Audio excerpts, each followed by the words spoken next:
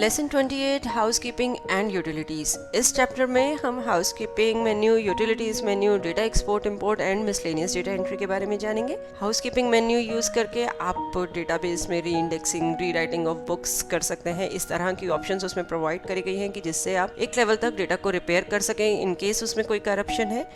Then is are utilities. Utilities are nice to have features, basically जो एक software में provide करी गई होती हैं एक्स्ट्रा थिंग्स जो कि आपका वर्क और इजी बनाते हैं, उनके बारे में डिस्कस करेंगे। देन डेटा एक्सपोर्ट इंपोर्ट, आपने अपना कोई डेटा एक्सपोर्ट करना है या फिर किसी और कंपनी से डेटा को इंपोर्ट करना है या एक्सेल फाइल से। And then is your miscellaneous data entry. Miscellaneous data entry के थ्रू आप different types of data entries कर सकते हैं। सबसे पहले हम हाउसकीपिंग मेन्यू के बारे में जानेंगे। हाउसकीपिंग में सबसे पहली ऑप्शन है re index database. Re indexing refers to re writing index for the database. आपके डेटाबेस में यदि कोई करप्शन है ड्यू टू वायरस अटैक और hard disk crash, then you can use the re index database option. Re indexing basically unused space को free करती है database में एंड डेटाबेस को कॉम्पैक्ट बनाती है। Next is rewrite books option. Rewrite books refers to reentering transactions in books of account. Rewrite books performs reentry in books according to changes made and rebuilds the data. Rewrite book option necessary होती है जब data में कोई value incomplete enter हुई है या company configuration में आपने कोई चेंजेस करे हैं। नेक्स्ट है update master balances. Update master balance option को यूज करके आप मास्टर के बैलेंसेस अपडेट कर सकते हैं। इस ऑप्शन की जरूरत आपको पड़ेगी यदि आपने मास्टर्स बैलेंसेस कोई डिस्टर्ब हुए हैं due to any reason such as abnormal termination. You can update balance of all the masters from the starting of financial year. Regenerate master help files. आप मास्टर हेल्प फाइल को regenerate करना चाहते हैं। Then is update voucher GST summary. Update voucher GST summary option को use करके यदि GST summary आपकी incorrect आ रही है या उसमें कोई वैल्यूज ठीक नहीं है तो वो आप करेक्ट कर सकते हैं। नेक्स्ट ऑप्शन है आपका रिकैलकुलेट आइटम टैक्स अमाउंट। आप आइटम के टैक्स अमाउंट को रिकैलकुलेट कर सकते हैं, यानी कि आपके कोई टैक्स अमाउंट, ये बेसिकली यूज होगा टैक्स इंक्लूसिव के केस में जिसमें कि एक रिवर्स कैलकुलेशन होती है टैक्स अमाउंट और आइटम अमाउंट सेग्रीगेट करने की।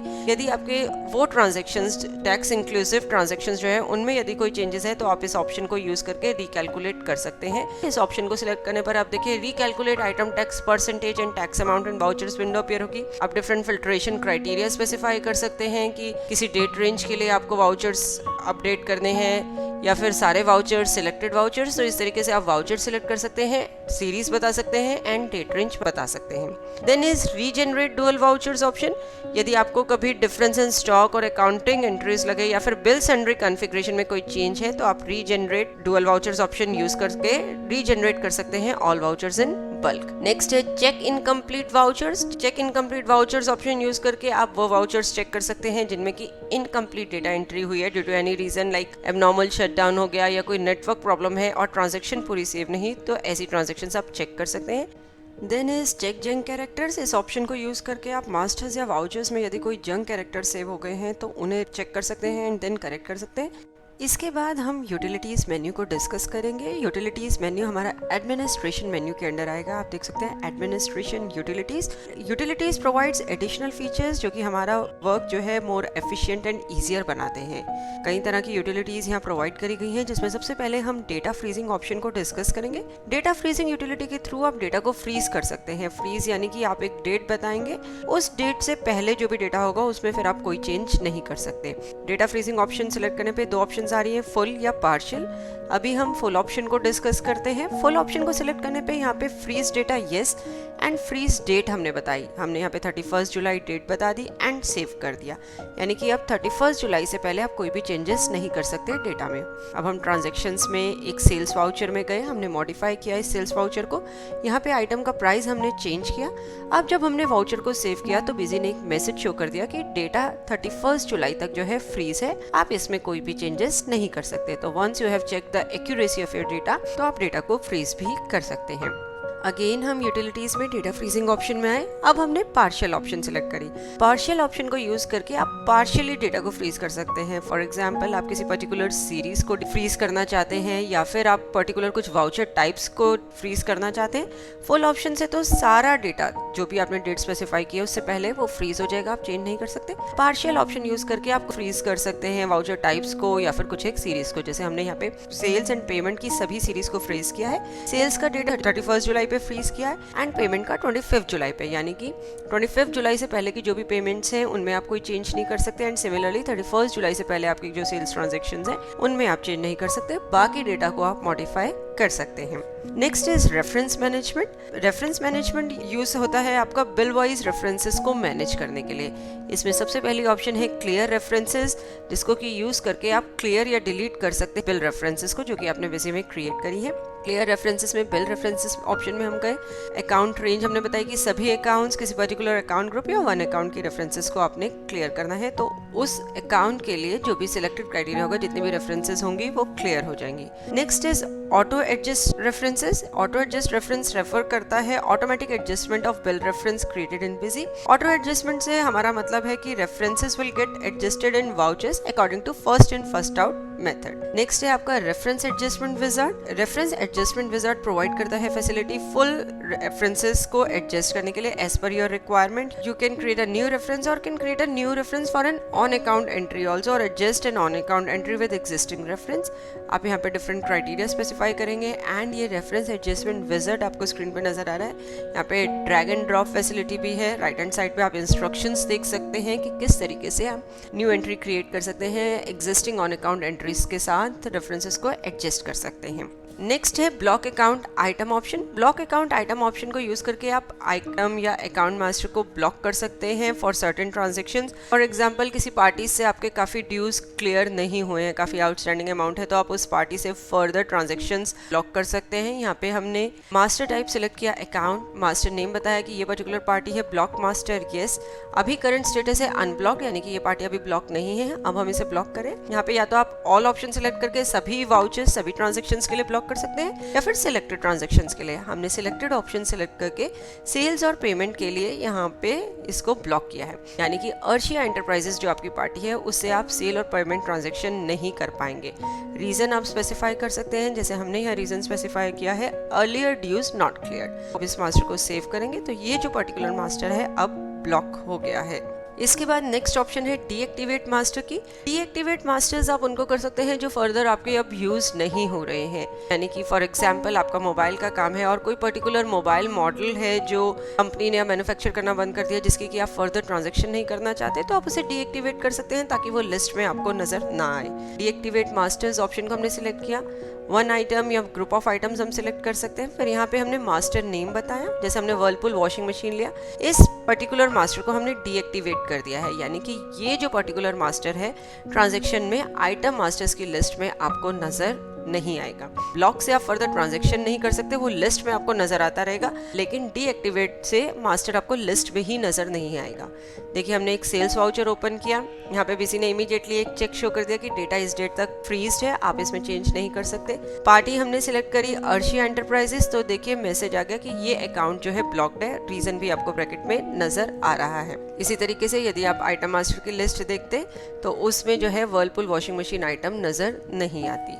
नेक्स्ट अब हम डेटा एक्सपोर्ट इंपोर्ट मेन्यू को डिस्कस करेंगे। एडमिनिस्ट्रेशन में ही data export import option provide करी गई है, जिसको यूज करके आप या तो डेटा एक्सपोर्ट कर सकते हैं या इंपोर्ट कर सकते हैं। इसमें सबसे पहले ऑप्शन है import masters from MS Excel, यानी कि आपने कोई एक्सेल फाइल में यदि मास्टर्स मेंटेन करे हैं तो वहां से आप डेटा इंपोर्ट कर सकते हैं। हमने सबसे पहले आइटम ऑप्शन इसके अंदर सिलेक्ट करी, तो देखिए ये स्क्रीन नजर आ रही है आपको। इसमें टॉप पे ऑप्शन दी हुई है ऐड न्यू मास्टर या मॉडिफाई एग्जिस्टिंग मास्टर, कि आपको सिर्फ ऐड करने हैं या फिर एग्जिस्टिंग आपके कोई मास्टर्स हैं तो वो भी मॉडिफाई हो जाएंगे। अगेन देन आप आइटम फील्ड सिलेक्ट करेंगे एंड एक्सेल फील्ड को उससे मैप करेंगे। जैसे हमने यहाँ पे आइटम नेम और एक्सेल फील्ड ए बताया, यानी कि एक्सेल फील्ड के ए कॉलम में आइटम का नाम है, एक्सेल फील्ड के बी कॉलम में आइटम का मेन यूनिट है। इस तरीके से आप डेटा यहाँ पे फील्ड्स जो है मैप करा सकते हैं। इसके बाद बिजी ने पेरेंट ग्रुप पूछा, बिकॉज विदाउट पेरेंट ग्रुप आप आइटम मास्टर्स सेव नहीं कर सकते। पेरेंट ग्रुप आपने यहाँ पे सिलेक्ट नहीं किया है तो वो आपको बताना पड़ेगा डिफॉल्ट पेरेंट ग्रुप। देन आप एक्सेल फाइल का पाथ बताएंगे, स्टार्टिंग रो एंडिंग रो बताएंगे, शीट नंबर बताएंगे जिससे कि डेटा इंपोर्ट करना है, एंड इंपोर्ट बटन आप प्रेस करेंगे तो जो डेटा है वो इंपोर्ट हो जाएगा बिजी में। नेक्स्ट ऑप्शन है इंपोर्ट वाउचर्स फ्रॉम एक्सेल। यदि आप वाउचर्स जो है इंपोर्ट करना चाहते हैं एक्सेल शीट से तो आप ये ऑप्शन सिलेक्ट कर सकते हैं। सबसे पहले आप वाउचर टाइप सिलेक्ट करेंगे, फॉर्मेट सिलेक्ट करेंगे, जैसे 1 ये फॉर्मेट हमने ऑलरेडी क्रिएट किया हुआ है। आप कॉन्फ़िगर बटन पे यहाँ पे क्लिक करेंगे, आप चाहें तो नया फॉर्मेट भी बना सकते हैं। कॉन्फ़िगर बटन पे आप क्लिक करके देख सकते हैं कि क्या कॉन्फ़िगरेशन हमने स्पेसिफाई करी है। आप डिफॉल्ट कॉन्फ़िगरेशन भी लोड कर सकते हैं। इसमें header field, item fields, sundry fields जो है आप बताएंगे। उसके बाद काफ़ी सारी ऑप्शंस आपको स्क्रीन पर नजर आ रही हैं कि आपको वाउचर्स ऐड करने हैं, फिर मॉडिफाई भी करनी है existing vouchers, skip items with zero quantity, जिनकी जीरो क्वांटिटी उन आइटम स्किप करना है। इसके बाद आप बताएंगे कि जो न्यू मास्टर्स अगर कोई मिलते हैं जो वाउचर्स में हैं वो आप क्रिएट करना चाहते हैं तो उनके लिए पेरेंट ग्रुप, अकाउंट के लिए, आइटम के लिए, मटेरियल सेंटर के लिए डेटा कहाँ से पिक करना है। Pick data from item master, price, tax rate, ये आपको आइटम मास्टर से पिक करने हैं। या फिर आपको ऑटो कैलकुलेट करना है amount, tax amount, surcharge amount, bill sundries आप कॉन्फ़िगर कर सकते हैं। एंड एक्सेल फाइल का पाथ बताएंगे, शीट नंबर, स्टार्टिंग रो, एंडिंग रो, जहां से कि आपको डेटा जो है इंपोर्ट करना है। एंड इंपोर्ट बटन प्रेस करेंगे डेटा को इंपोर्ट करने के लिए। इसके बाद नेक्स्ट ऑप्शन है import opening references from excel. यदि आपकी कोई लास्ट ईयर की जो क्लोजिंग जो क्लियर नहीं हुई थी, इस साल की ओपनिंग रेफरेंसेस बनेगी, वो भी आप इंपोर्ट कर सकते हैं। अब हम मिसलेनियस डेटा एंट्री डिस्कस करेंगे। मिसलेनियस डेटा एंट्री ऑप्शन के अंदर वेरियस ऑप्शंस हैं जिन्हें यूज करके आप अदर डेटा एंट्रीज बता सकते हैं। जैसे सबसे पहला है update daily message. Update daily message option use करके आप डेली मैसेज जो आपको वाउचर्स में कोई एक मैसेज प्रिंट कराना है वो स्पेसिफाई कर सकते हैं। यहाँ पे आप डेट बताएंगे, वाउचर टाइप, सीरीज, जो मैसेज आपको प्रिंट कराना है वो आप बताएंगे। जैसे हमने कहा extra 5% cashback, valid for how many days, कि कितने डेज के लिए ये मैसेज जो है वैलिड है। अगर आप इसे 0 छोड़ते हैं तो अनटिल फर्दर, जब तक आप कोई next update daily message option के अंदर डेट के अंदर कोई मैसेज नहीं स्पेसिफाई करते तब तक वो प्रिंट होता रहेगा। अदरवाइज जितने नंबर ऑफ डेज स्पेसिफाई करेंगे उतने दिन तक ये मैसेज जो है इनवॉइस पे प्रिंट होगा। इसके बाद नेक्स्ट ऑप्शन है अपडेट ट्रांसपोर्ट डिटेल्स की। इसे यूज करके आप ट्रांसपोर्ट डिटेल्स जो है वाउचर्स में बल्क में अपडेट कर सकते हैं। फॉर एग्जांपल जब आप वाउचर एंटर करते हैं तो आपको ट्रांसपोर्ट डिटेल्स शायद नहीं पता हो तो आप बाद में भी उन्हें लेटर ऑन जो है अपडेट कर सकते हैं। इसके लिए हर एक वाउचर आपको मॉडिफाई करने की जरूरत नहीं है। आप ये यूटिलिटी यूज करेंगे, यहाँ पे क्राइटेरिया स्पेसिफाई करेंगे, वाउचर टाइप, वाउचर सीरीज हमने सिलेक्ट करी, स्टार्टिंग डेट, एंडिंग डेट बताई कि किस डेट रेंज के बिटवीन हमें वाउचर्स देखने। और ये देखिए स्क्रीन आपको नजर आ रही है। यहाँ पे आप transport, GRRR number, vehicle number, GR date, station directly single screen पे जो है मल्टीपल वाउचर्स में अपडेट कर सकते हैं।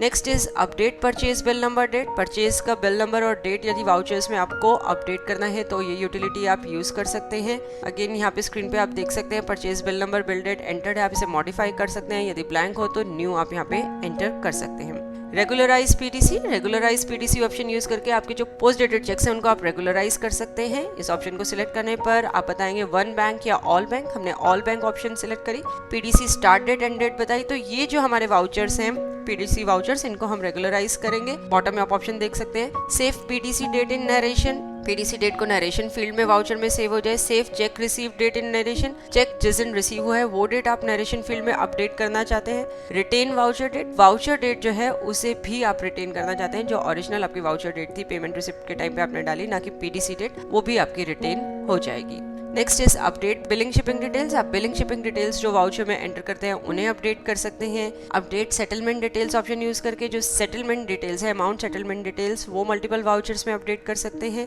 Update voucher optional fields use करके आप वाउचर ऑप्शनल फील्ड्स जो है मल्टीपल वाउचर्स की अपडेट कर सकते हैं। And then is update HSN SSE description. इसे यूज करके HSN SSE कोड्स के जो डिस्क्रिप्शन है वो आप अपडेट कर सकते हैं। जैसे आप यहाँ पे HSN SSE कोड स्पेसिफाई करेंगे, डिस्क्रिप्शन स्पेसिफाई करेंगे एंड सेव बटन प्रेस करेंगे उसे सेव करने के लिए। होप इस वीडियो को देखने के बाद आप easily data export, import, utilities, housekeeping menu and miscellaneous data entry options जो बिजी में प्रोवाइड करी हैं उन्हें यूज कर पाएंगे। चैप्टर के एंड पे हमने कुछ एक्सरसाइज प्रोवाइड करी है, आप एक्सरसाइज व्यू कर सकते हैं, अटेम्प्ट कर सकते हैं। देखने के लिए धन्यवाद और वीडियोस के लिए हमारे YouTube चैनल पर सब्सक्राइब करें।